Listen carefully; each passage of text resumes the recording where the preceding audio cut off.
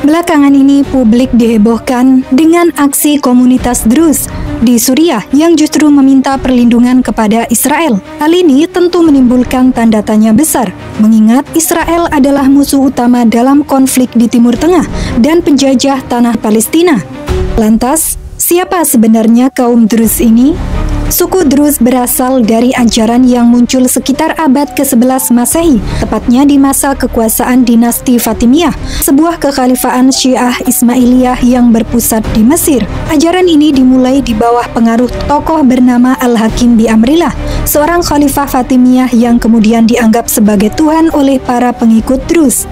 Agama Druze merupakan campuran dari berbagai keyakinan, mulai dari unsur Islam, Kristen, filsafat Yunani, agama Hindu, dan Majusi, hingga unsur mistik Neoplatonis, campuran ajaran dalam kepercayaan Druze, unsur Hindu, reinkarnasi atau kelahiran kembali, unsur Kristen, keyakinan akan ketuhanan manusia, unsur Islam diambil hanya sebagai nama dan tokoh sejarah, tapi bukan syariat, unsur Yunani kuno dan filsafat Plato, pemikiran metafisika dan tatanan alam, unsur Majusi dan Gnostik, dualisme terang dan gelap, serta simbolisme batiniah. Bahkan mereka menyembah Khalifah Al-Hakim bi Amrillah dan meyakini sebagai Tuhan yang tersembunyi yang suatu saat akan kembali sebagai penyelamat.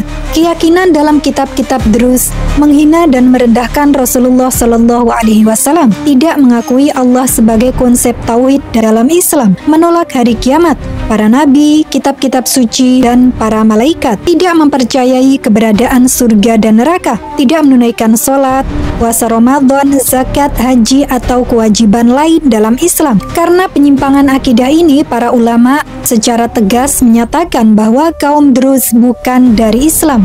Dan para ulama juga sepakat bahwa tidak boleh menikah dengan mereka, sembelihan mereka tidak halal, tidak sah sholat jenazah atas mereka. Saat ini populasi kaum Druze diperkirakan sekitar 1 juta jiwa.